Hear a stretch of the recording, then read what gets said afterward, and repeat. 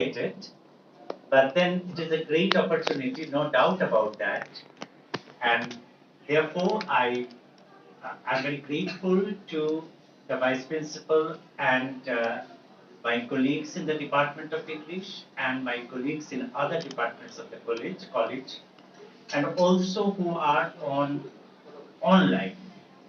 And I think that there are some students also there, and I have gratitude for them because they have some time reserved for this. So I'm really, really grateful to all of you. Now, when we had been talking about the thrust area of this lecture, uh, I have not much preparation. I have some outline in mind. I will talk about that. But when I was talking, having some discussion with Sanchoita, she requested me to cover the partition literature as well, because the partition literature and diaspora studies, they intersect at certain points. Okay? The main points is, of course, the matter of displacement, the issue of displacement. If you think of the refugees who became a refugee because of some cataclysmic event, like, for example, the partition of India that happened in 1947. And as you know, partition of India is often regarded as a long partition, because the reverberations, the echoes of the partition, it's not a closed kind of an affair. The reverberation continues, the echoes continues. It continues. The process actually started from 1905, when Bengal was divided. You can remember that, students who have history and who have ancestral memory also. You can remember that the first partition happened in 1905, when Bengal was divided. And that was based basically on the concept of dividing the land. Okay? It was under the British Raj at that time. And then came 1947. And our country was divided on the basis of religion. And therefore, out of one country, India, was born another country, two countries in fact, India and Pakistan. But then, as it was a long partition, you can also trace the Bangladesh war and the creation of Bangladesh as a nation in 1971. So you can see how the echoes goes on right from 1905 and then 1947 and then 1971, when out of Pakistan, one Pakistan, East Pakistan and West Pakistan, another nation was born, and that nation is called Bangladesh. And if you think of the Citizenship Act amendment, you can find that there have been many people who have been displaced in many places, especially in Assam, in northeast India. And that also created lots of refugees, okay, displaced persons. So displacement is one point where both the diaspora theory and the partition studies, they intersect. It's a huge point. Another important point that we can remember is the issue of citizenship.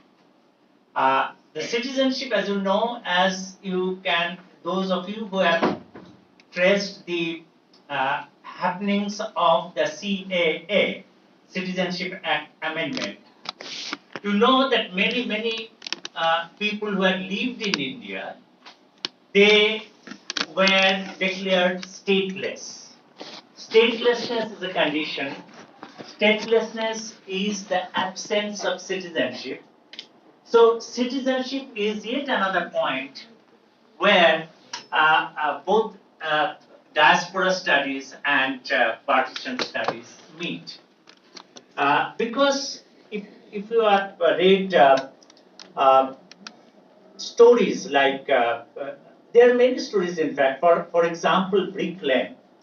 If you think of Brick Lane as a novel, you will find that the characters, the protagonists were initially all stateless people. They didn't have citizenship. Later, some of them tried to acquire citizenship. This happened in many, many cases. You have Bharati Mukherjee's Jasmine in your syllabus, and you know how Jasmine from India, from Punjab, moved to the US as an illegal immigrant. She was a person who came off the boat, okay, a makeshift kind of a boat, who traveled all around the world, moved, traveled, and then arrived in the USA.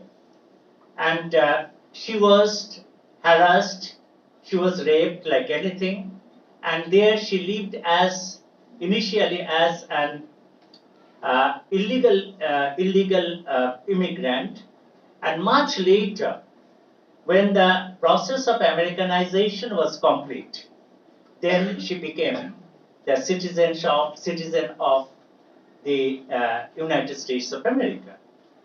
So you see how these points, these features are so important in the discussion of partition and the discussion of the diaspora.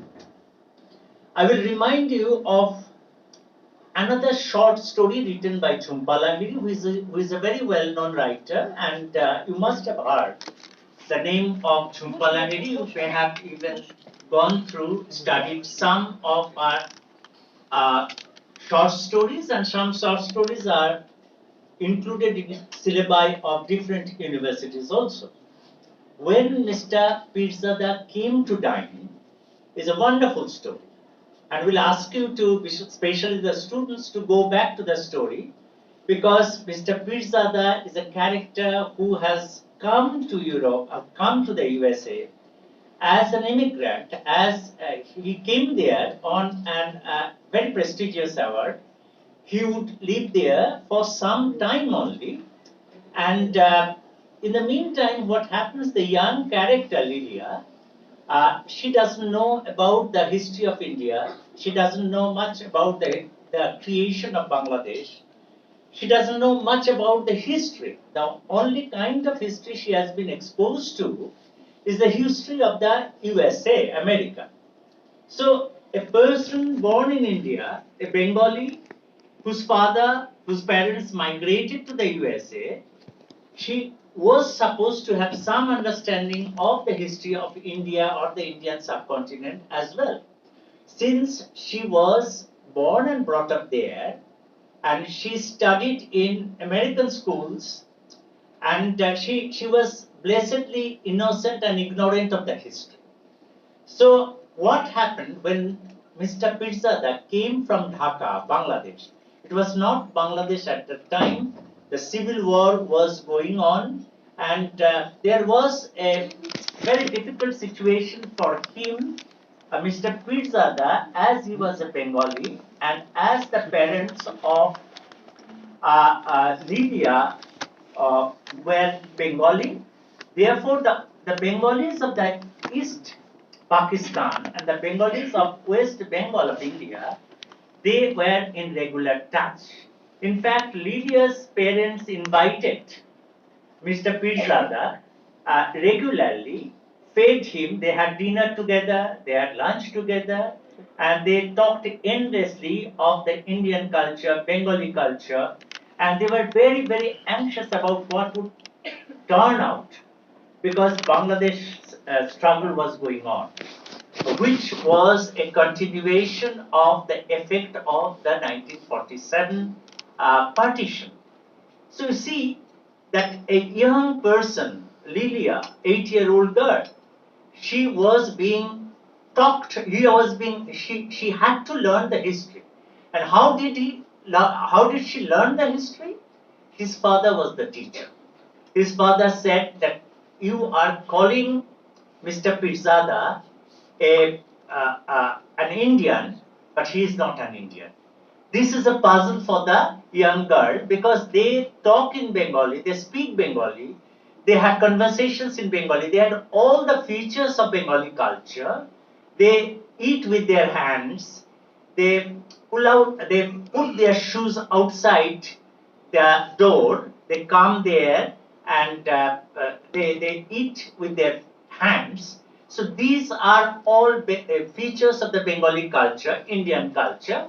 So why should Mr. Pirzada, who also talks Bengali, speaks Bengali, who also follows the Bengali, the characteristics of Bengali culture, why should he be called a Bangladeshi and not an Indian? For an innocent girl, it was a big problem, and he had to negotiate this question while Mr. Pirzada was there for some time. And you see how the effects of partition did not divide the culture in a way. The Bangladeshi, he was not a Bangladeshi at that time, he will be in a matter of a few months. So the Bengali of East Bengal and the Bengali of West Bengal, they anxiously waited for the news that would come from Bangladesh because there was fighting going on. The struggle was going on at that particular place, and Mr. Pirzada had left his family over there. So, what will happen to the young girl, to the wife of Mr. Pirzada? This was a big question. You, my students, you must notice you that technically they belong to two nations. If you don't call it Bangladesh right at the moment, technically speaking, but they were Pakistanis, East Pakistanis.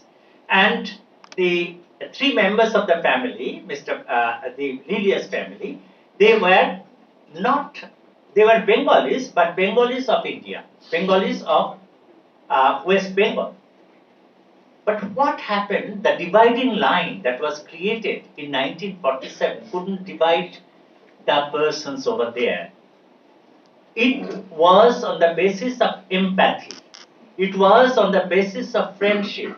It was on the basis of the language, the linguistic question, the cultural questions that they came together, and the meaning of the border lines became meaningless to them because they became one, and at one point of time, Jhumpa Lahiri says that it was impossible to divide them because they were the three persons, the parents, the two parents, and Mr. Pirzada. When they listened to the news in radio, they were as if one body, one mind. They were listening to the happenings, developments over there. So my point in referring to this story is that the partition of India is in a sense intricately also connected with the diaspora, and the partition also was responsible for making some people diasporic people. Because those people, a big question in the diasporic studies is that would you consider those who came as refugees from East Bengal or East Pakistan, or those who came from West Pakistan to India, would you call them diasporic people? So I would like to leave this question to you. So did partition create diaspora? That is a big question that is being intricately connected with diaspora studies. If you think of the partition, what happened? You remember? I think you remember Amitabh Ghosh's famous book, The Shadow Lines. Okay. Shadow lines is a very interesting kind of, it is said to be a partition story. But would you call it a diasporic story as well?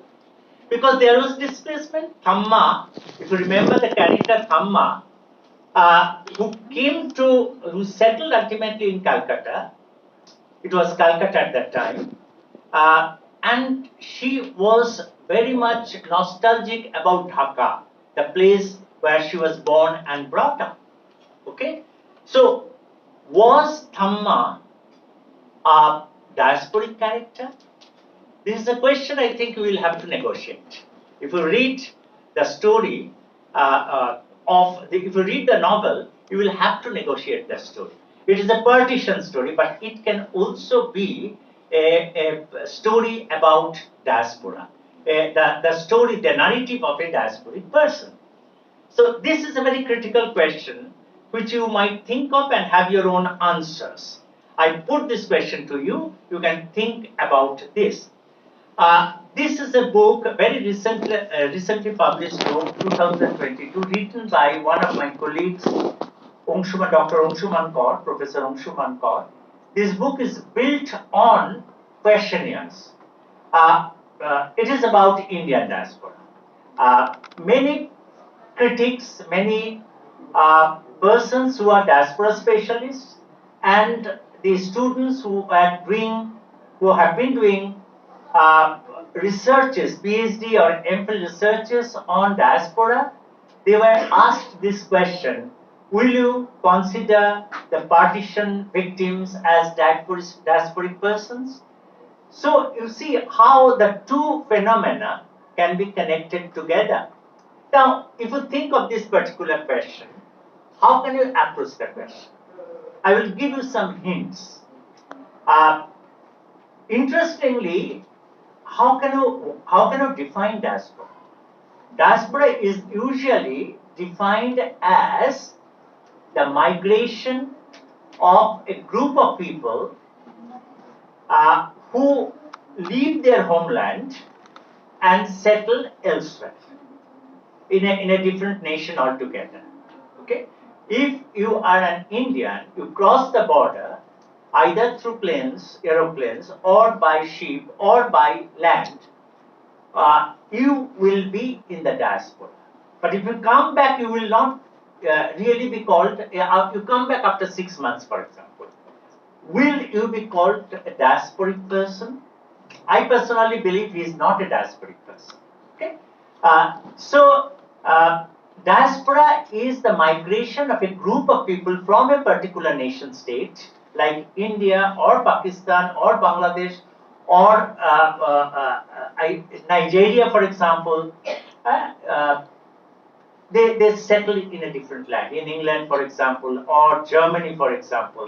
So when they settle down there, they apply for green card or they apply for citizenship.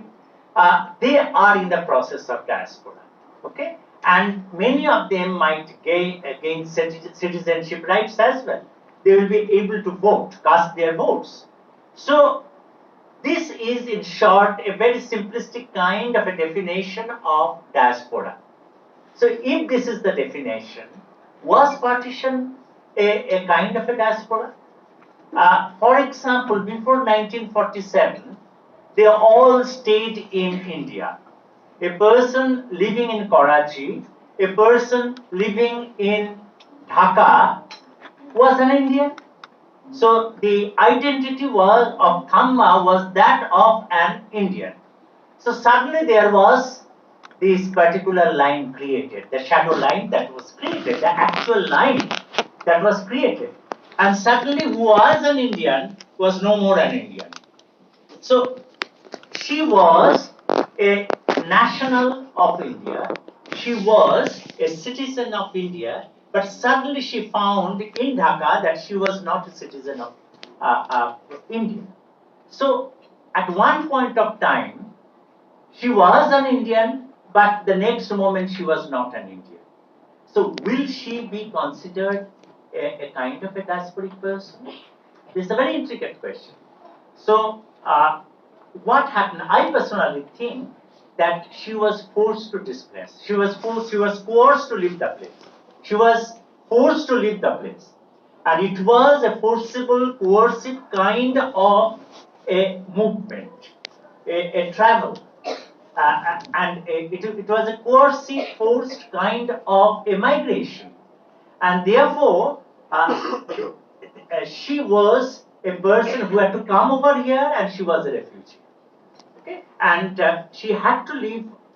For example, she was a learned person, she was an educated person, and she got some job and quickly settled, and her family was ultimately established. But what the book ultimately points out is the problem of displacement and the problem of citizenship. Although the book does not deal with citizenship overtly, but if you can bring out the issue of citizenship in the context of this particular book, is a very important book that I think you should read if you have not already read it. But now, if you interrogate the title of the book, what is the title? The Shadow Lines.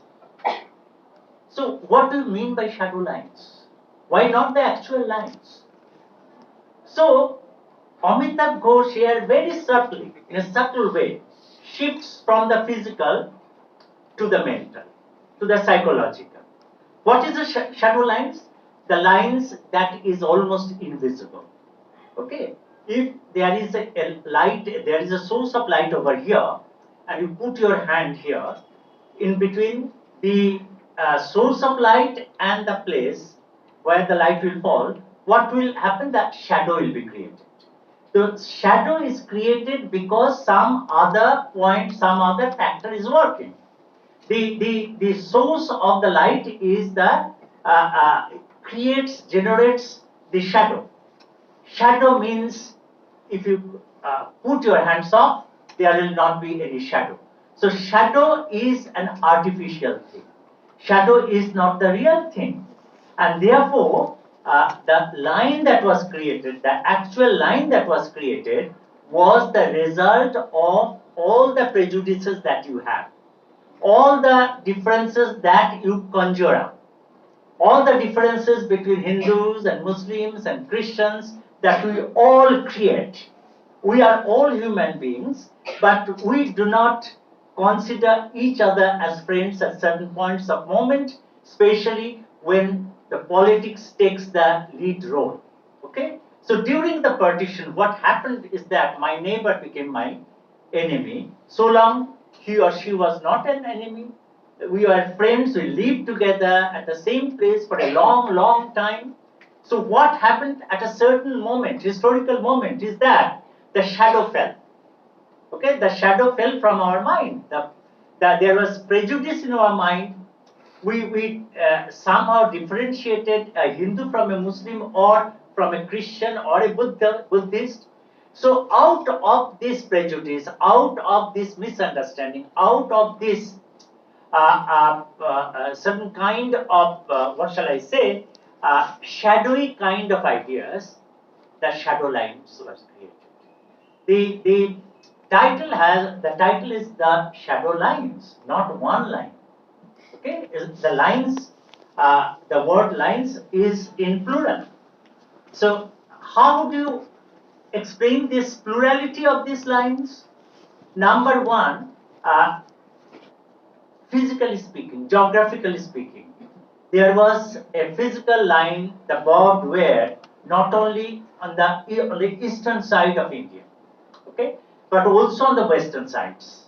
Okay, so there were two borders in a way, if not more. There were other kinds of borders, and metaphorically, there were different kinds of differences.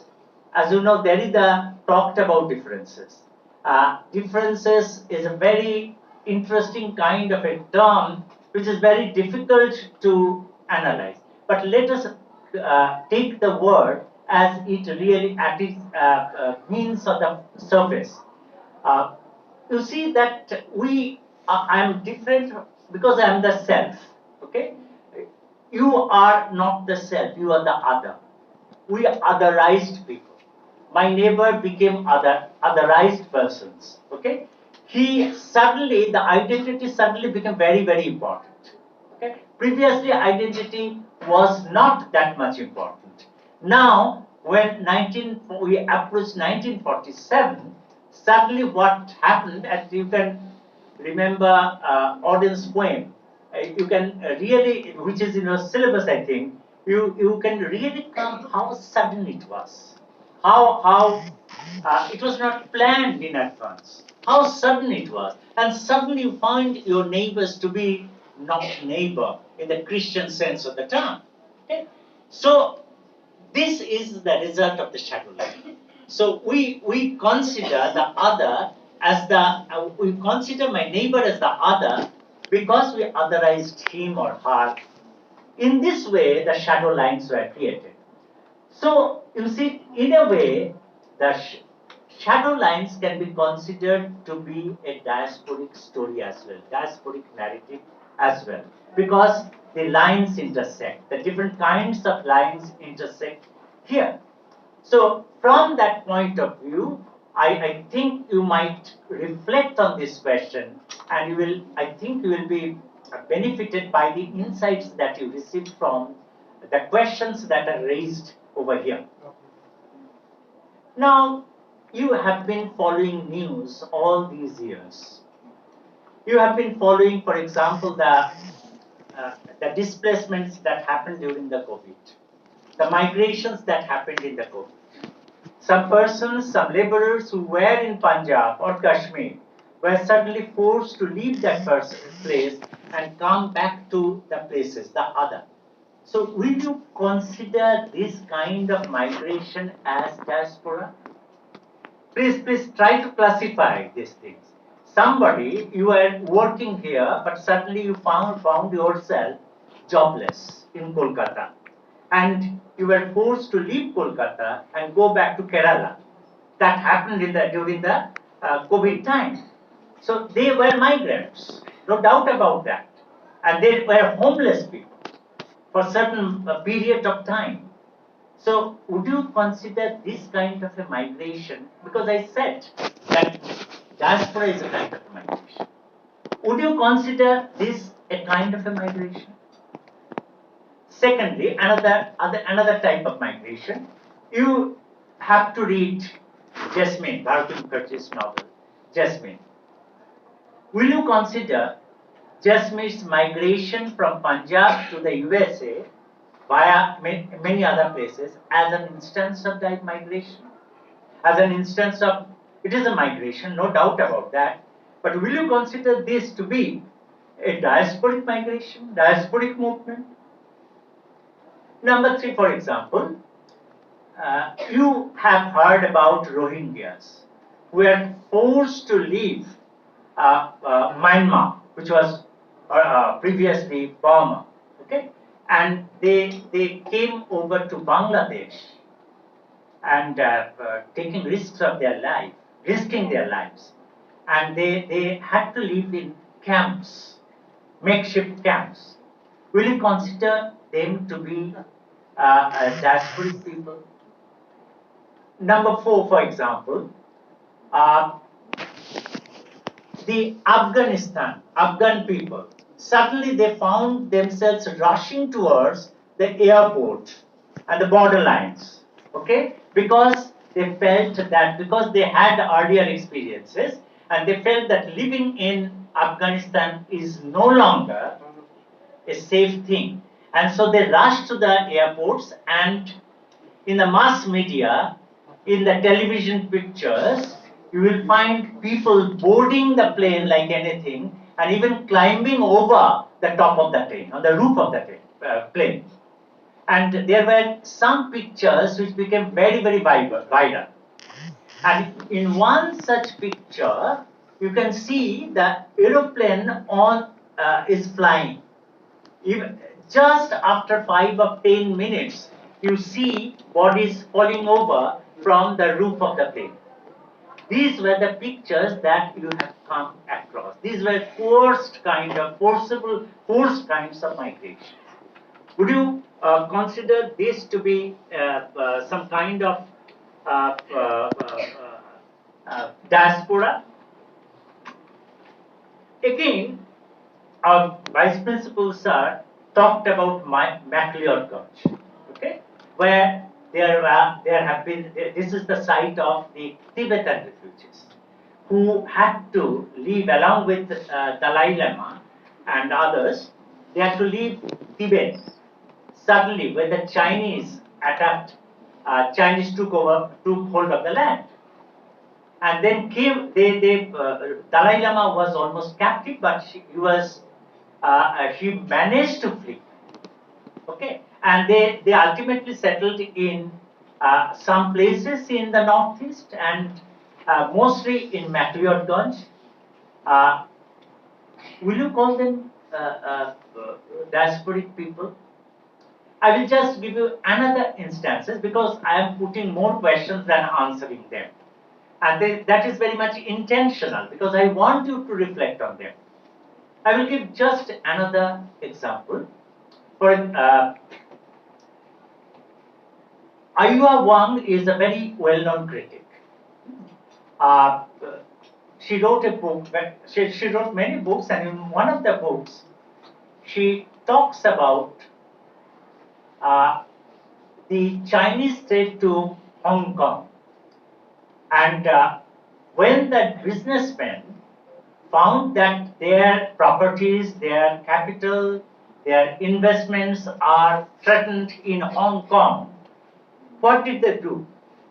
Many of them transferred their money, resources, monetary and otherwise, to Malaysia, to Kuala Lumpur, to many other places in the Southeast Asia, because they had parallel establishments there. Okay, and many went to the USA or the UK or many other places. They also had to migrate. They migrated, many of them migrated. But they had the capacity, monetary and otherwise, to come back to Hong Kong again and start their business. They didn't wind up their business. Their business is over there. And they had the freedom, the choice, the option to go back there also, and they did. They have been trafficking between two places. They also migrated. Will you consider these problems, this kind of migration to be diaspora? So I have given you some examples of migration and asked you which ones would you consider to be a certain kind of diaspora. I think you have started thinking about the problems, and you might have your answers as well. What I will say, I will try to answer them from my own points of view, and you might have a different idea altogether. That is no problem at all. So if you think that you differ from me, you are welcome to ask me a question or give you a version of the answers. The last one that I talked about is the persons who had been, who are very resourceful, who are wealthy people, the people of Hong Kong, for example, that Ayua Wang talked about and discussed. They are, from my point of view, they are not supposed to be the diasporic people. There is another term for them which is called transnationalism. They are the transnational people. They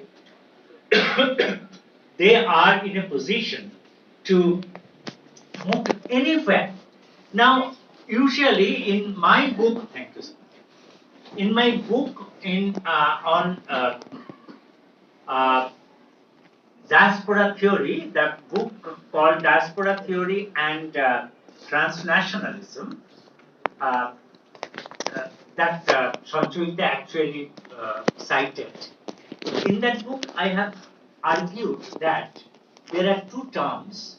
They are cognate terms. These two cognate terms are transnationalism and diaspora. And I propose that transnationalism can also be considered under the bigger term, the umbrella term, diaspora, because it also, because the diaspora was originally referred to the Jewish migration, and the things have moved far away from that place. we consider many other types of people as diasporic people. So these people might be considered to be diasporic people if you bring them under one umbrella. But if you don't want to consider them as diasporic people, you can easily consider them to be the transnational people. Transnationalism is a term which can be and usually associated with capital movement and human movement of human bodies as well, but human bodies as capital mostly. So that is one kind of transnationalism. And diaspora is something which is usually associated with living forever, leaving your homeland forever. Okay, you moved to Jasmine, moved from Punjab to the USA. She moved within USA, moved to several places in USA, but this movement from India to America is called a diaspora because she will not come back here. So returnees usually, in my opinion, should be considered to be diasporic people. Okay, and but she moved there from one place to another, and there she was an internal migrant and not an internal diasporic person. So here also I differentiate between two terms. Number one, diaspora, and number two, internal migration. The question that we were asked in Ongshuman Kaur's book, will internal movement, internal migration be called a kind of a diaspora?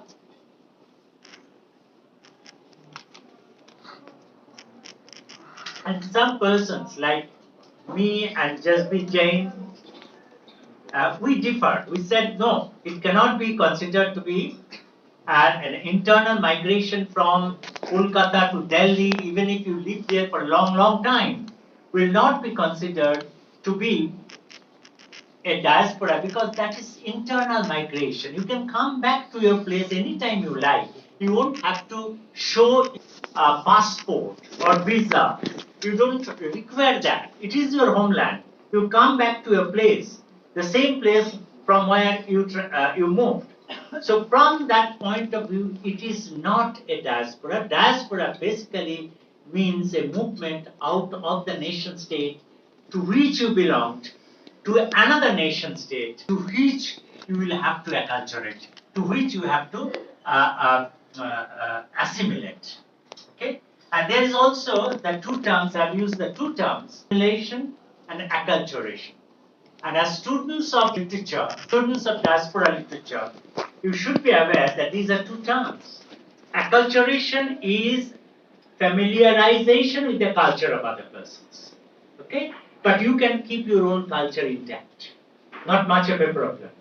As a Bengali in the USA, you can, of course, have your Robindra Sangit or your Machel Jhol or anything that you like. Okay, no problem in that.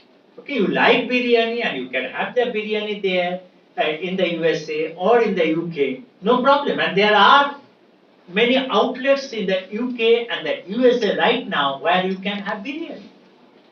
Okay, the migrants from Chittagong, the diasporic people from Chittagong, had chains of restaurants in London and in all over England.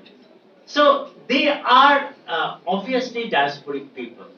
So a person who is having his own culture or her own culture and also talks in English, for example, or French as the language may be, and you participate in the cultural happenings, social happenings, and you participate in the political processes of the country where you are supposedly a guest. That is a kind of acculturation, but not assimilation. What is assimilation? Assimilation is, in fact, virtually it means giving up your culture and gets merged in the culture of the mainstream or mainstream culture of that particular country, of the host country. So you don't have your culture, you cannot properly speak Bengali, and you don't know the history of your country. So this is acculturation. Okay, so you see that there are very intricate kinds of terms which you should be acquainted with, familiar with while studying diaspora literature. Now, I also talked about uh, the Afghan and the Rohingyas. They are refugees. They were forced to leave, and there is minimum of chance to go back to their country, and they will have to. They are in a limbo at the moment. They are in a kind of marginal state, which is called liminality. Liminality is an in-between state. Okay, you belong neither here nor there. It is not. You are not yet a hybridized person. Hybridity is a concept which basically combines different cultures. So from that point of view, you are right at the moment not a hybrid person. You don't have exposure to the hybrid culture. So you are in a liminal position. Liminality comes from the word limen. Limen means in between. And in sociology, in anthropology, it is a very important concept because it means that if you move from one phase of your life to another phase of your life, from childhood to adulthood, for example, then the adolescence period is called a liminal period. Okay? And Arnold Van Gennep, in his famous book, The Rites of Passage, calls this the liminal period, liminality. Okay? So you are the Rohingyas and the Afghans right at the moment, or the Syrians in the European countries, they are in a liminal position, liminal state right at the moment. But they have every possibility of becoming immigrants and the citizens of that particular country. This has happened in many, many cases. You see that acculturation and assimilation, these are different kinds of things. And the people who came over from Afghanistan or the Rohingyas, they have every chance of being, they are in fact diasporic persons. Okay? If you have questions, you might ask me. Jasmine is a diasporic person. I cited the case of Jasmine also. And I have given my response to partition as a kind of a diaspora. So these are, in a very briefly, I raised some of the questions which you might think about, and you must, I think, mull over these questions. No, it's okay now.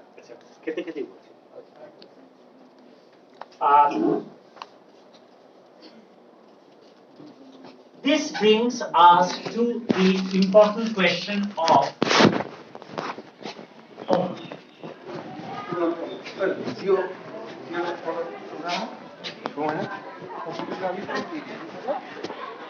ওটা জিজ্ঞেস করছি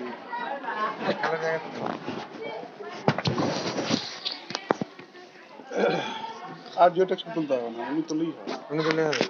ওটা পরে জিওটা ই করে কেটে দেবেন, অত ভালো তো জিওটা করে নাও। Introduce the concept of homing desire.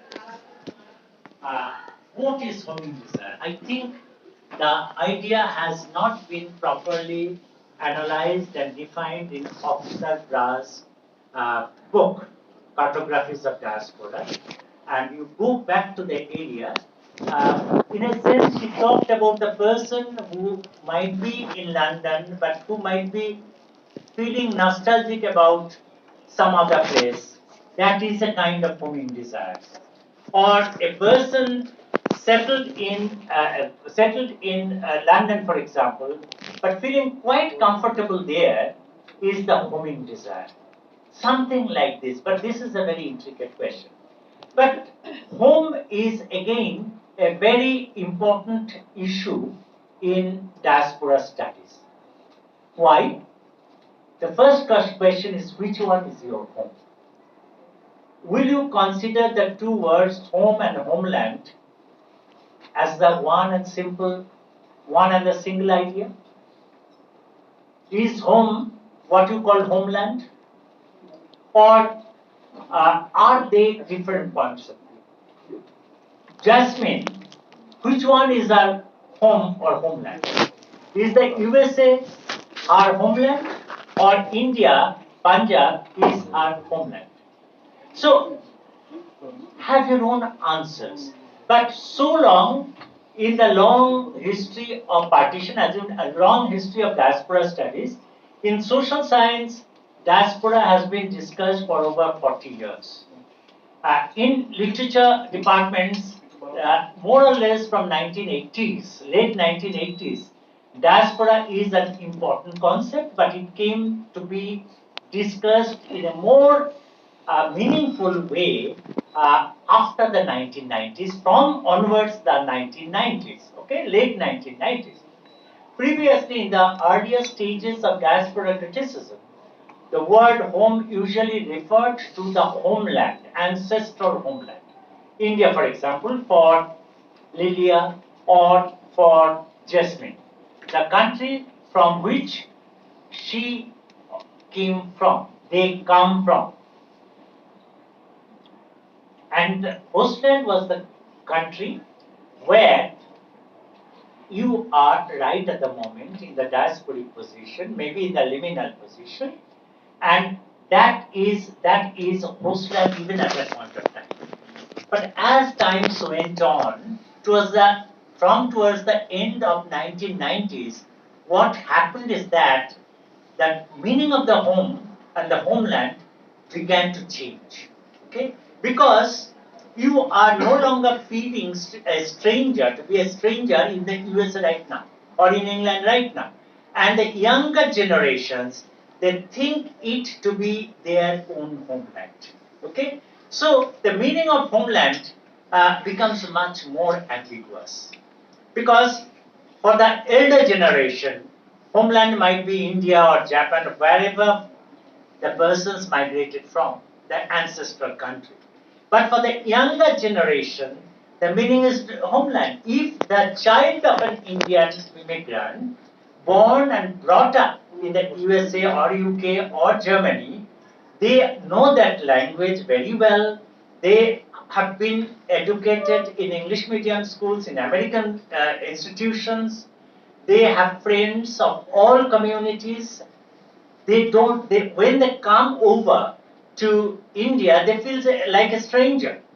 They feel alienated. And remember, Jhumpa Lahiri is their namesake. The children, whenever they came to India, they felt it to be a strange land. Okay? They stereotyped India. They thought that it is a country where you can visit for a short period, but you cannot stay. But when their parents, our parents, but their parents, think of home, they immediately connect to India. So you see, the concept of home goes through changes. The meanings changes, and it becomes much more ambiguous. Even for a single person, that initial stages might be, in the initial stages, you don't think the USA to be your home, America to be your home.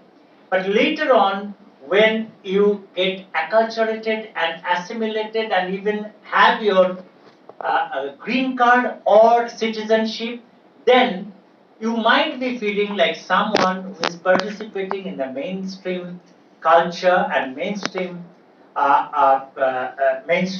politics. Then you might consider yourself to be a person belonging to that homeland. You just remember who is the vice president of the US right now. Which ancestry? What is the ancestry of this lady? Who is the prime minister of England right at the moment? Where does he belong? Does he belong to India? Or does it, because he he had Indian ancestry. Okay, or does he belong to England, where he is the prime minister? So I believe, and the person himself might be believing that as well. He is no longer an Indian. Okay, he was Indian, but he is no longer an Indian. He is a British citizen. He is a British person over there. At one point of time, Bharati Mukherjee said, I am no longer an Indian. My family roots might be over there in India, but right now I have come through Ellis Island, I have come through different points of entries, and I am an American right now. I had been a Canadian for a certain period of time, and I am an American now. So you see how the concept of the homeland might be transformed, might change from time to time. So I will not.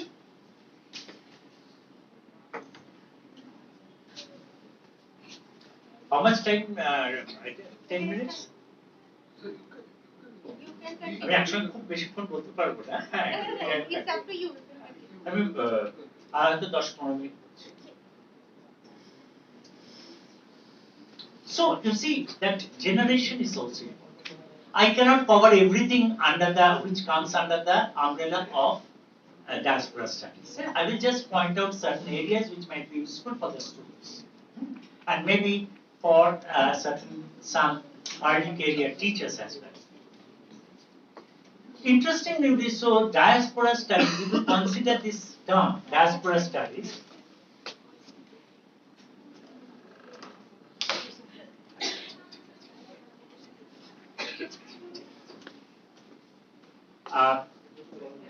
for example, diaspora studies, there are two words, diaspora and diaspora theory, diaspora and theory. Etymologically, the word theory means, তোমাদের অসুবিধা হলে আমি বাংলায় বলবো অল্প অল্প। Etymologically, the word theory comes from the word theory, Greek word theory, and the word theory basically meant some kind of travel. You are in a particular place and you move to other lands in the ancient time, and you get acquainted with the cultures of those lands. You come back home again and you inform the homeland persons about what the other cultures are, what the other people are like, তারা কেমন, ঘর থেকে বেরিয়ে অন্য জায়গায় গেলে গিয়ে দেখলে যে অন্য জায়গায় লোকেরা এই রকম ভাবে ব্যবহার করে, এই রকম ভাবে খায়, এই জিনিস খায়, এই ভাষায় কথা বলে, you come back with a knowledge. So travel is part of the etymological word theory, and when you consider it in conjunction with diaspora, diaspora is also a kind of a migration. You probably know that diaspora comes from the word diaspering, again of Greek origin. Dia across and sparing scattered. You get scattered across the land, okay, the other land, okay. প্রথমে তুমি কি হলে এক জায়গায় ছিলে, তুমি ছড়িয়ে পড়লে, it is a botanical metaphor, okay.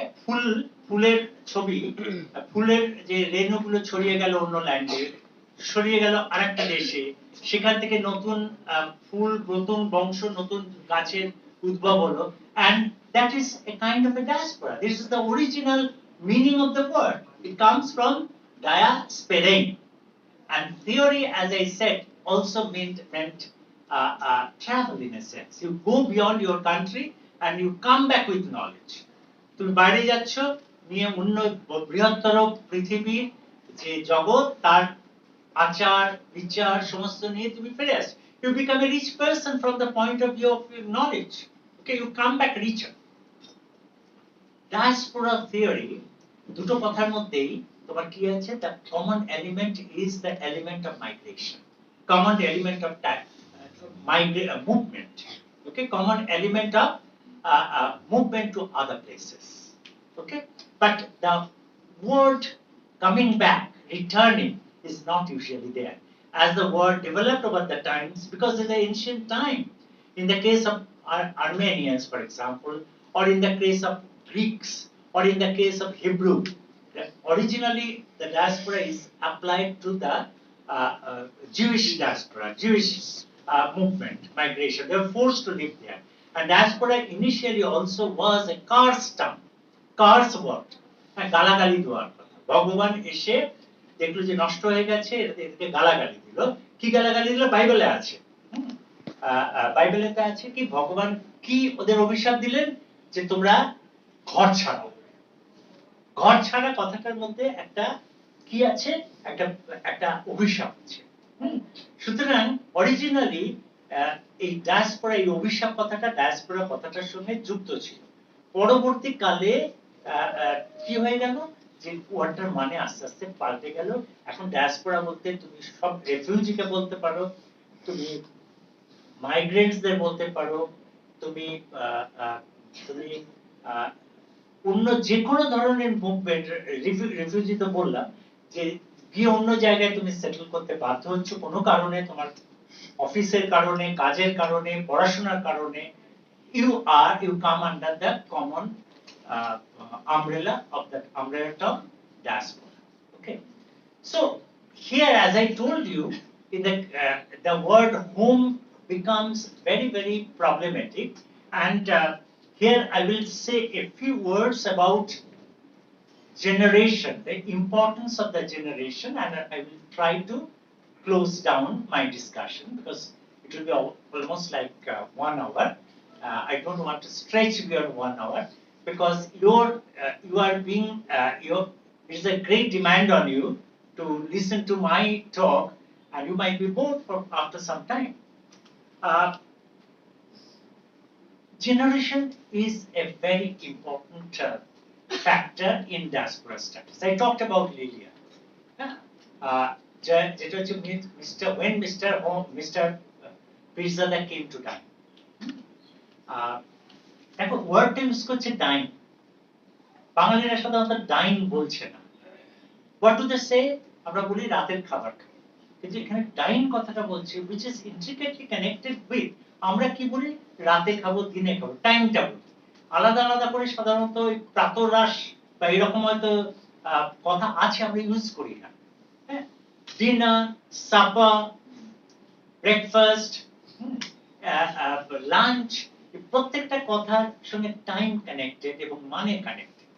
Supper মানে হচ্ছে আমরা যখন খাবো তখন কিন্তু ওটা ডিনার হবে, দ্যাট উইল বি ডিফারেন্ট, যদিও রাতের দিকে খাচ্ছি, সন্ধ্যাবেলার দিকে খাচ্ছি। When Mr. Pirzada came to dine, যে বলছে, the speaker is obviously have a different outlook, he has a different kind of background. She belongs to the new generation, she belongs to the second generation, she may be even third generation. Okay, so generation matter. কিন্তু মা বাবা কি করছে? মা বাবা কিন্তু ওদের এনে খাওয়াচ্ছে, জুতো খুলে ঘরে ঢুকছে, তোমার হাত দিয়ে খাচ্ছে, যত রকম বাঙালি হ্যাবিট আছে সব রকম করছে, ইন্ডিয়ান করছে। সেখানে কি হচ্ছে? সেখানে কিন্তু তারা ফার্স্ট জেনারেশন, তারা ওইটা ছেড়ে বেরোতে পারছে না। ওকে, আস্তে আস্তে হাইব্রিডাইজড হচ্ছে, কিন্তু বেরোতে পারছে না। ফার্স্ট জেনারেশন এন্ড সেকেন্ড জেনারেশনের মধ্যে বিরাট পার্থক্য। ফার্স্ট জেনারেশনের পক্ষে home is India, home is Bangladesh, Pakistan, Africa, maybe anything. But for the second generation, they are caught in between, and that is why